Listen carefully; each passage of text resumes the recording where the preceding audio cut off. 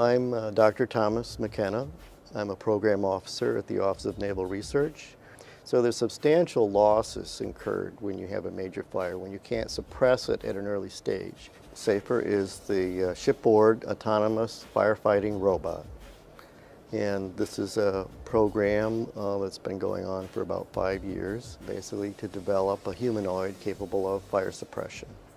My name is John Farley. I work at the Naval Research Laboratory, and I'm the director of the Shadwell, which is the Navy's fire test ship.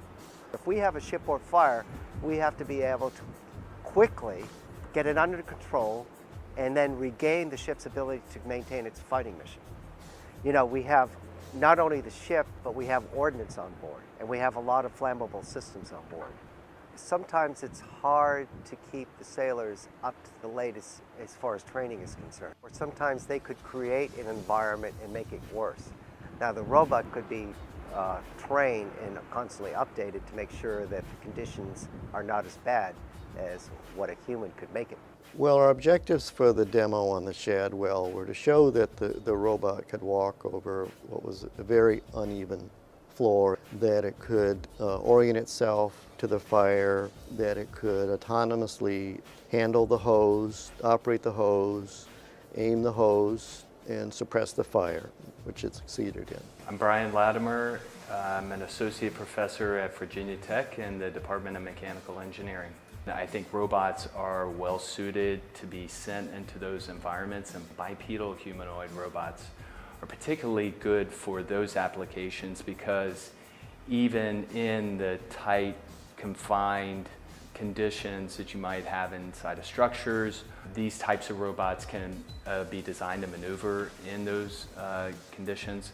SAFER is an electromechanical robot, so it's driven by batteries and all the motors are electrical. So we put a rain gear type suit on the robot just to protect it from those types of basic steam, particulate, and water drop hazards. So we have visible cameras on board the robot.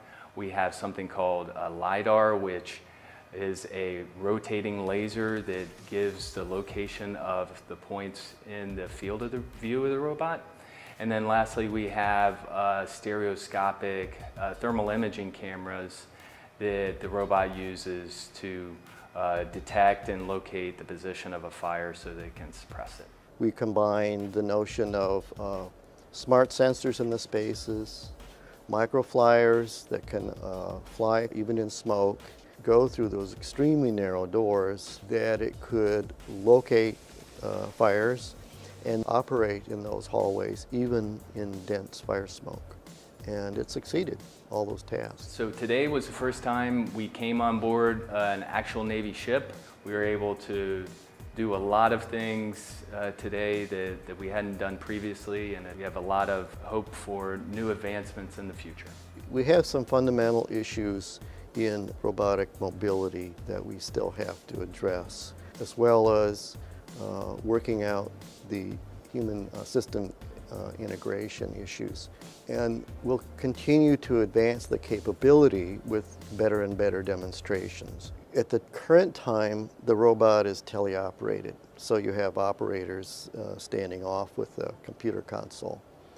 Where we intend to go is to have a combination of natural language and gesture control. The robot has gone through amazing transition within 4 years. And I think it's a worthy investment for a long-term project. But it's going to take a lot of time, a lot of dedication. And we're working towards human-robot teams, what we call the hybrid force. Humans and robots working together.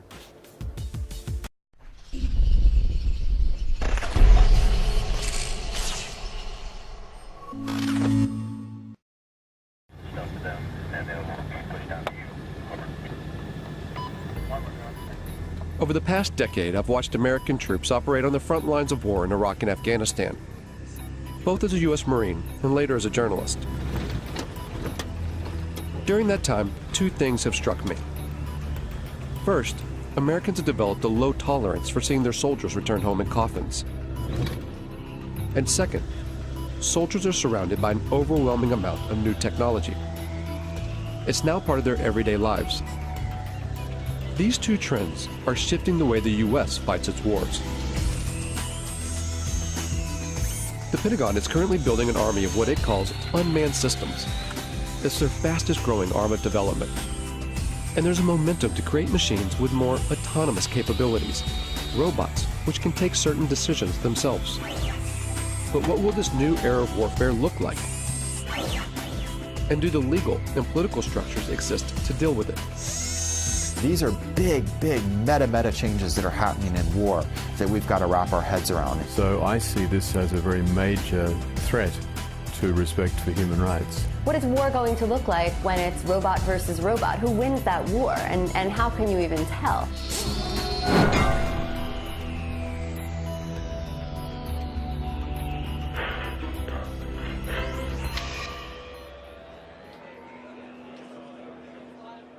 This is the largest gathering of robotics companies in the world. It's organized by AUVSI, the Association of Unmanned Vehicle Systems International. So these are successfully used in operations at the reactors. Hundreds of private corporations and university researchers are here to show off their latest cutting-edge inventions. And so there's things that we can actually pick up with the gripper, use them to defuse a bomb, and then put them back. They're all either selling their products or soliciting funds for their projects. And most of them are targeting a single customer with deep pockets, the U.S. military. This is an annual conference for the robotics industry in Washington, D.C. And years ago, this was a pretty small gathering. This year, there'll be over 7,000 attendees. It's an enormous business here now. It covers everything. You'd be surprised what you could find. Everything from unmanned boat ships, submarines, to armed drone helicopters. And just the air portion of the robotics or unmanned industries this year will be worth $7 billion. In 2009, the U.S. Defense Department earmarked $18 billion over 5 years for the development of unmanned systems. This boom in military robotics comes off the back of the so-called global war on terror. The wars in Iraq and Afghanistan, along with lethal action in Pakistan and Libya, have created a political and strategic space for unmanned robotic systems. It's not a situation where you're in these big, formation operations or fights. You're dealing with very explosive, very spontaneous events. So you need something that's watching all the time and something that's very adaptable to be able to move from one location to another very quickly. The U.S. Air Force is presently training more unmanned systems operators than it's training manned fighter plane and manned bomber plane pilots put together. But that actually makes perfect sense because they're actually buying more unmanned systems than they're buying manned fighter planes or manned bomber planes. The number of drones in use by the U.S. military has surged from a handful in 2001 to over 7,000 today, and the number of ground robots has shot from 0 to 12,000.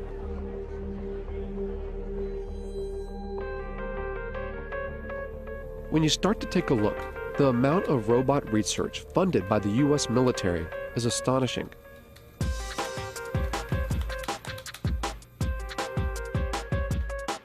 Faultlines put in more than 100 requests and follow-ups to the Pentagon, military contractors, private robotics companies, and university research labs.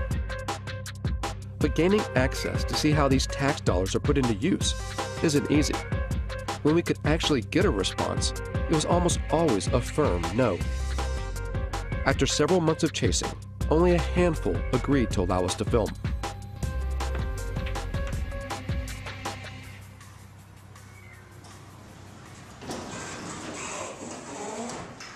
Tardec was one of them. It sits on a base just outside Detroit, Michigan. If you just want to try it out, drive. Seriously, that's it. An Army research facility from World War II.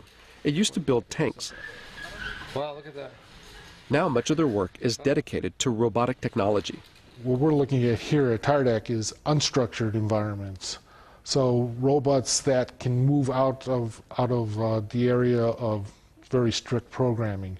So one of the ways of doing that is through teleoperation. So we have, it's not the classic robot. It's somebody actually controlling something. It's not a remote controlled car because they're doing it through a TV set.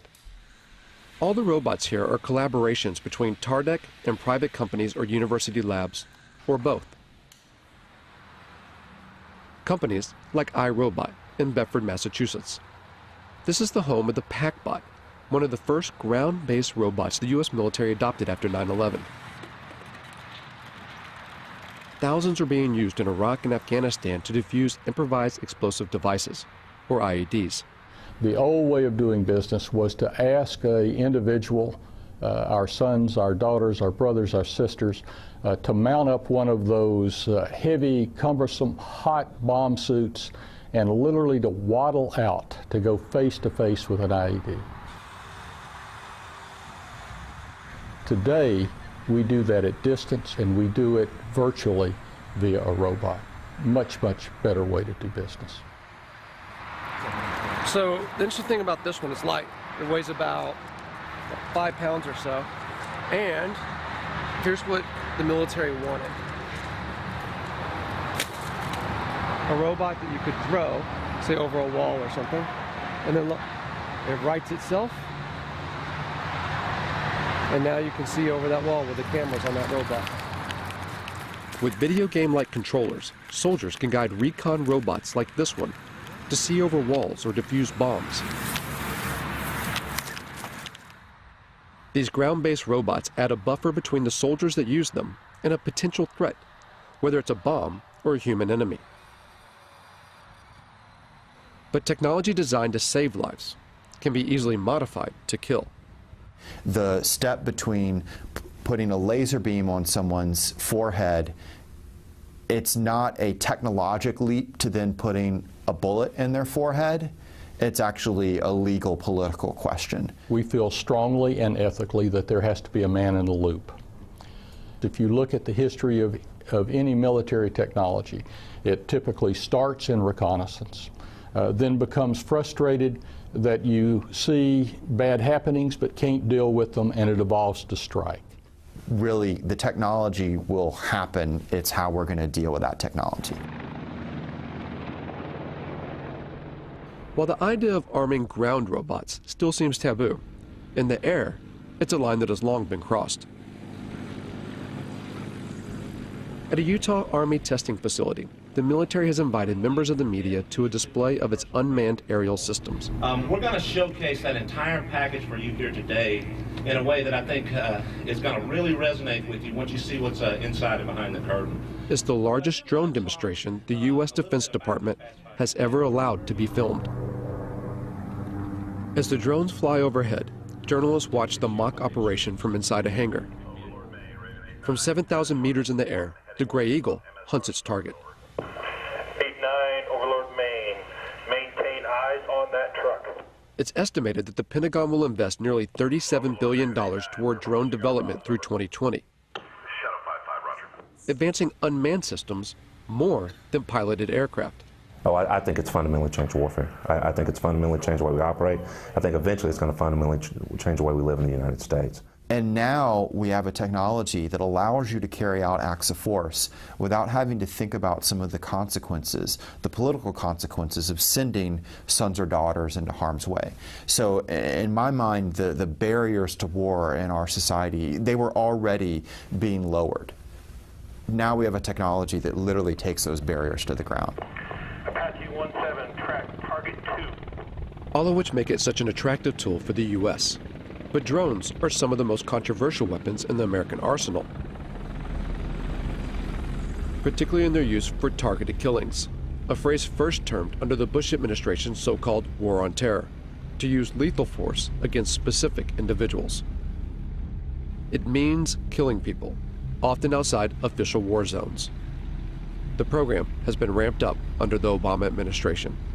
In places where there would be very serious geopolitical ramifications and the ramifications of American lives being placed on the ground in those dangerous situations, the drone appears like a silver bullet. Pakistan has borne the brunt of this silver bullet. And it's all secret. The CIA, not the military, runs the Pakistani drone program. The CIA is not required to offer any information about its operations, how it selects its targets, who's in charge, and how many people are killed. And the Obama administration will not officially discuss the CIA drone program, not even to confirm or deny its existence. If they can't even say the word, where's the accountability? How could we even know how well this program is working, even if you want to put aside the questions about whether we should be using drones as instruments of war? There's just so little transparency and so much opacity when it comes to this program, when it belongs to the CIA, that some people now think if it belonged to the military, you could at least get more insight into how it works and then debate about whether it should be run this way. Reportedly, civilians and private contractors control the CIA drones, pushing a button from their offices thousands of miles away in Langley, Virginia. At the time this film was made, there have been 308 drone strikes reported in Pakistan since 2004. 256 of those under President Obama. That figure could be far higher. Over 200 strikes hit the region of Waziristan alone, roughly one attack every 4 days. Conservative estimates put the total number of deaths around 2,900. Of those, over 750 were civilians, including 175 children. And at least 1,100 people have been injured. The CIA and the Obama administration have extended these strikes to Yemen and Somalia, and according to recent U.S. diplomatic cables released by WikiLeaks, the United States is building secret drone bases in places like Ethiopia and the Seychelles, an indication that Washington wants to increase surveillance and strikes in the region. At least a dozen strikes have been carried out in Yemen, one of which in late September killed Anwar al-Awlaki, an American-born imam with alleged ties to al-Qaeda. The willingness to target and kill a U.S. citizen provides just one example of how this secret war often operates beyond recognized legal boundaries. If an intelligence operation carries out an airstrike that goes awry, that accidentally kills civilians, that violates the rules of engagement, there's not a court-martial process set up for that. There is, in my view, at the end of the day, no accountability for what is going on now. Philip Alston spent 6 years studying the legality of the U.S. drone program for the United Nations Human Rights Council. The congressional committees have, as far as anyone knows, never exercised oversight in any specific way in relation to these killings. He says that the American government's justification for the strikes, self-defense in response to 9/11, even now, 10 years later, is a manipulation of the international laws governing conflict. Now, in terms of international law, that represents a fundamental breakdown in what are called the rules on the use of force. It would enable the United States to use force against any target, any country, any time. Following 9/11, Congress passed a resolution called the Authorization for Use of Military Force, or AUMF. It allows the U.S. president to use military force anywhere against people believed to be responsible for 9/11.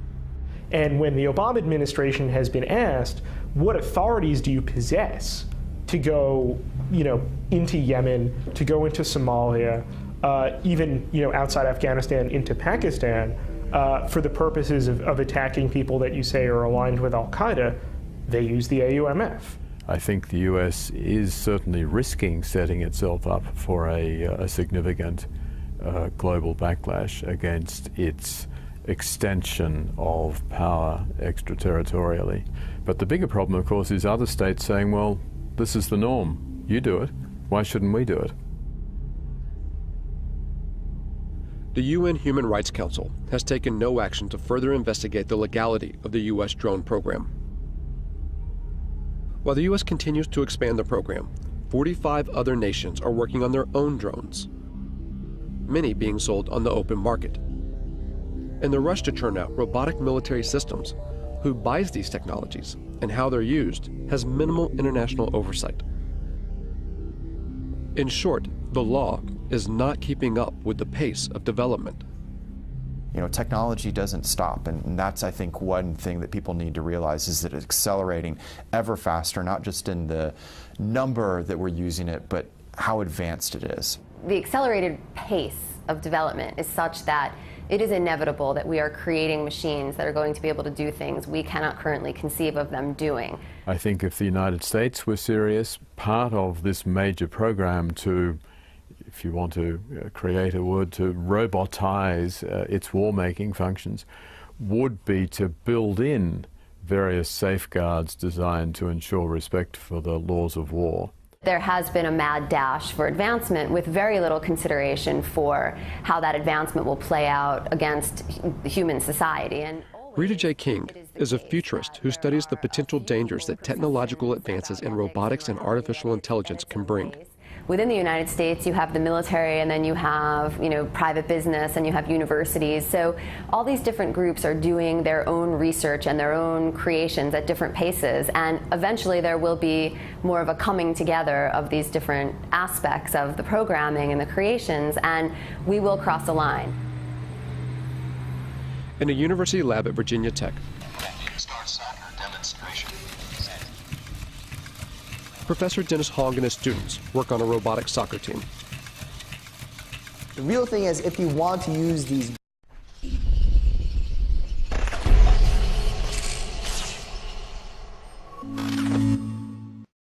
robots outside the lab in real life doing real work, then without all the skills needed to playing soccer, it won't happen. So it's a really good controlled competition where we can develop all the technologies needed for robots to be used in real life.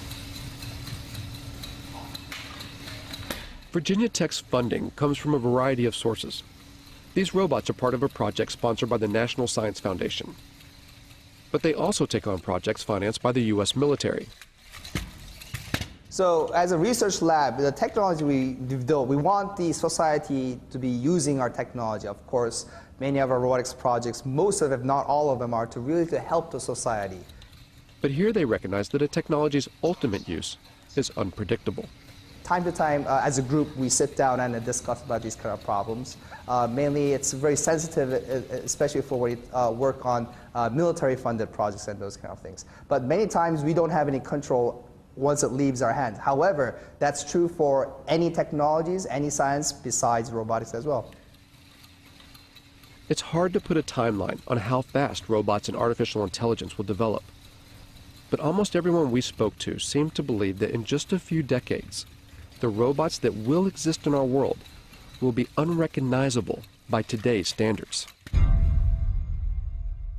I think the probability is virtually one, a certainty, that machines will be as intelligent as people, that we will have intelligent robots, that robots will be ubiquitous. So then the consensus of people in the industry is somewhere around 2025, 2030, and even if you were to say, oh, that's optimistic, so maybe it's 2050. Maybe some of us won't be around to see it, perhaps, but it's not that far in the future. It's not 1,000 years. It's not 500 years. It's certainly not never. When people say machines will never be as smart as people, never is a very long time. The robots that we create could, of course, eventually will become much smarter than we are. And because they're smarter than us, we won't be able to conceive of how smart they are. And we'll have no control over that. And I don't think our brains are really equipped to accept the enormity of what that means, because we do find ourselves intelligent now. Science fiction stories have always made predictions about conflict between machines and people. The way to avoid that is for humans to always be at least as intelligent as their machines. While we may not know exactly if or when robots will become as intelligent as humans, at AUVSI, the talk of autonomy, of military robots taking more decisions by themselves, is growing.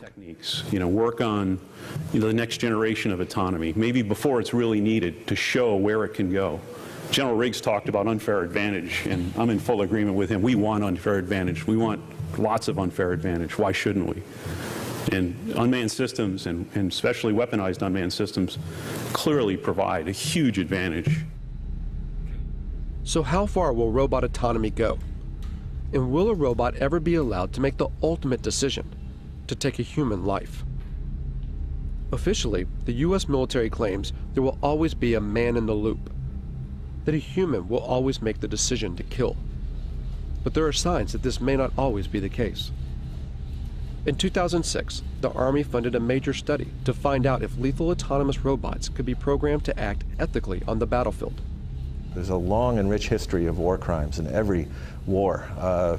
We try and train our soldiers, and soldiers are instructed in this, but we are human beings. And there is emotions, there's anger, fear, frustration. We don't have to put those in autonomous systems. We can engineer out the emotions that get in the way. Ron Arkin, a professor at Georgia Tech, worked on this study and argues that robots can be more ethical than human soldiers, even in decisions to kill, by programming in what he calls bounded morality. You establish a venue, a region, or a task environment, or a mission under which the system is operating, and you engineer that system to make sure that it acts appropriately under those particular circumstances. Whether it makes that decision what to fire at, when to fire, and who to fire at, that I think is a critical decision that we already sort of ritualize within the military decision process, and we shouldn't relinquish that. There's reasons to deny people their right to life, self-defense, intervening on behalf of another to defend their life. But those are decisions that human agents and moral agents should be making, and not automatic processes. I will never, ever make the claim that these systems will be perfect. But I do make the claim that, I have the belief that these systems can outperform human beings in the battlefield, ultimately from an ethical perspective. We do have a moral responsibility to try to prevent this, and to not invest our time and energy and resources as scientists, as a society, into building a technology that has that kind of capacity to kill people on its own. But for now, there are no signs that research like this will stop. Because there's an assumption that underlies not only Arkin's work, but also the billions spent on defense. The assumption that war will always continue. War is a very cultural thing. It's a kind of a social deliberation instead of a moral deliberation, or a cultural deliberation, if you will. Like, how do we want to fight wars? What is it to be a warrior in this society? And what does this society decide that war is about and is good for? In the past, battles had formal boundaries and ends, where each side had to bury their own. But as more robots go to war on behalf of humans, what stake does society hold? As killing becomes more automated, does it make war all too easy?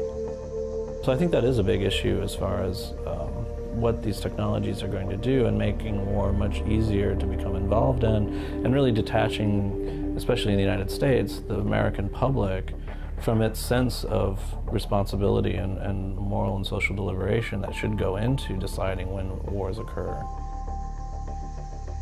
A lot of people say, well, why don't we stop working on this technology? There's a problem, though. You'd have to stop science. It means you'd also have to first stop war and stop capitalism. And there's such a vast amount of money that goes into thinking about defense problems and solving defense problems, that if we turned that time and energy and resources into solving more practical problems, we would actually probably alleviate most of the social and political problems that cause us to have defense and security concerns. And the fact of the matter is that most of the funding that's going into robot research, of course, is to create a better war machine. And to what end? It demonstrates how far we are from the sort of intelligence we need to build robots that can help us instead of